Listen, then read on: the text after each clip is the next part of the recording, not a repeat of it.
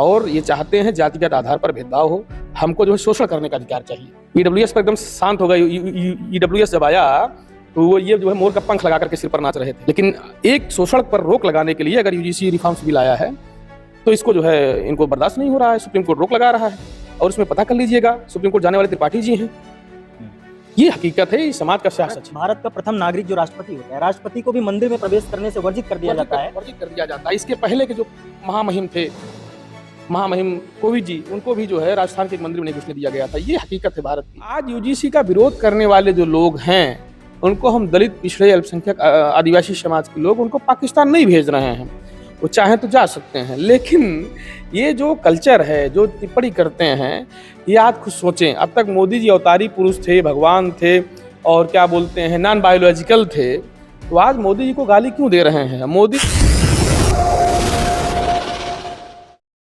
देखिए है क्या कि जब काले कृषि कानून आए तब इन्होंने कहा जो किसान जो है विरोध कर रहे हैं खालिस्तानी हैं, पाकिस्तानी हैं, पाकिस्तान चले जाएं।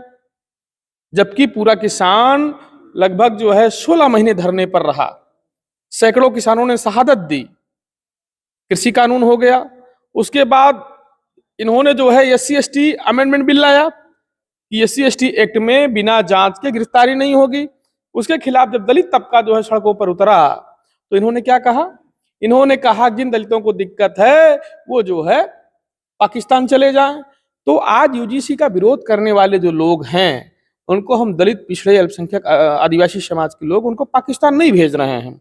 वो चाहें तो जा सकते हैं, लेकिन ये जो कल्चर है, जो टिप्पणी करते हैं, ये आज खुद सोचें। अब तक मोदी जी अवतारी पुरुष थे, भगवान थे और क्या बोलते हैं, नॉन बायोलॉजिकल थे, तो आज मोदी जी को गाली क्यों दे रहे हैं? मोदी जी के अंदर अगर जमीर बचा हुआ है, उनके कार्यकाल जो है बहुत कम बचा हुआ है उनका कार्यकाल, अब उनको रिपीट नहीं होना है, तो उनको जातिगत आधार पर हमारे प्रधानमंत्री, गौर करिएगा, जातिगत आधार पर हमारे प्रधानमंत्री को टिप्पणी झेलनी पड़ रही है। जात सूचक गालियां हमारे देश के प्रधानमंत्री को जब सुननी पड़ रही हैं, तो आम दलित, पिछड़े, आदिवासी समाज को कितना शोषण का जो शिकार होना पड़ता है। भारत का प्रथम नागरिक जो राष्ट्रपति होता है, राष्ट्रपति को भी मंदिर में प्रवेश करने से वर्जित कर दिया जाता है। वर्जित कर दिया जाता है। इसके पहले के जो महामहिम थे, महामहिम कोविंद जी, उनको भी जो है राजस्थान के एक मंदिर में नहीं घुसने दिया गया था। ये हकीकत है भारत की, और ये लोग हकीकत को सुनना नहीं चाहते हैं। और चूंकि मीडिया में इनकी बहुलता है और माउस मीडिया इनके पास है, ये अपने ढंग से अपनी चीजों को प्रचारित कर ले जाते हैं। और एक चीज मैं और कहूंगा, आपने इस मुद्दे पर जो है साक्षात्कार करने के लिए 2 दिन पहले से हमसे आप संपर्क में, साधुवाद देता हूं। और अपने दलित, पिछड़े, आदिवासी समाज के लोगों से कहना चाहता हूं, जिनको आप YouTube पर सब्सक्राइब करते हो, जिनको सुनते हो, अगर उन्होंने यूजीसी के समर्थन में कोई पोस्ट नहीं की है, कोई इंटरव्यू नहीं किया है, कोई अपना जो है साक्षात्कार नहीं किया है, तो आप ऐसे लोगों को अनसब्सक्राइब कर दीजिए। और बहुजन प्लेनेट जैसे संस्थान जो हमारे दलित, पिछड़े समाज के लोगों की बात को उठाते हैं और पहुंचाते हैं और मुद्दों की बात करते हैं और आपके साथ तटस्थ रहते हैं, इनको तमाम जगह जो है तमाम मुसीबतों को भी सामना करना पड़ता है, लेकिन आप लोग तमाम झाजी ओझाजी इनको सुनते हैं। आप गौर करिए कि रवीश कुमार जी ने कितनी वीडियो बनाई, क्या नाम, अजीत अंजुम ने कितनी वीडियो बनाई, अभिसार शर्मा ने कितनी वीडियो बनाई, अभिषेक उपाध्याय ने यूजीसी के समर्थन में कितनी वीडियो बनाई, जबकि उनके पास डाटा है। अगर मैं डाटा दे दूं आपको तो विश्वविद्यालयों में क्या स्थिति है, कितने प्रोफेसर हैं दलितों, पिछड़ों के, ये आपको डाटा पता चल जाएगा। लेकिन अभी मैं लेकर बैठा हुआ था कि उत्तर प्रदेश में जो है, ये बसावन इंडिया की रिपोर्ट है और इसमें बड़ा रिसर्च किया है, इलाहाबाद यूनिवर्सिटी के छात्र है, और संपादकीय लेख में लिखा गया है, आप देखिए कि कितने विश्वविद्यालय हैं और उनके कुलपति कौन हैं। 87.9% जो VCs हैं वो कौन है? Upper caste. और मुस्लिम अगर है तो उसमें भी 80%, 20% अपर मुस्लिम्स हैं। तो कहने का आशय ये है कि ये इसमें दलितों, पिछड़ों की भागीदारी कहाँ है। जैसे विश्वविद्यालयों में आपको नाम दे दूं, उत्तर प्रदेश में केंद्रीय विश्वविद्यालयों में जातिगत हिस्सेदारी, अलीगढ़ मुस्लिम विश्वविद्यालय जाति मुस्लिम, बनारस हिंदू विश्वविद्यालय जैन सवर्ण, इलाहाबाद केंद्रीय विश्वविद्यालय कायस्थ, BBU लखनऊ छत्री, राजीव गांधी राष्ट्रीय उद्यान विश्वविद्यालय छतरी। तो ये डाटा है, आप ऐसे देखेंगे ये पूरा जो है विश्वविद्यालय का नाम मैं गिना दे रहा हूँ। विश्वविद्यालय है बुंदेलखंड विश्वविद्यालय झांसी, प्रोफेसर मुकेश पांडे जी हैं। कितना नाम सुनने में अच्छा लग रहा है, देखिए। भारत खंडे संस्थान डीम्ड विश्वविद्यालय लखनऊ, रंजन कुमार IAS हैं। छत्रपति साहू जी महाराज विश्वविद्यालय कानपुर, प्रोफेसर विनय कुमार पाठक हैं।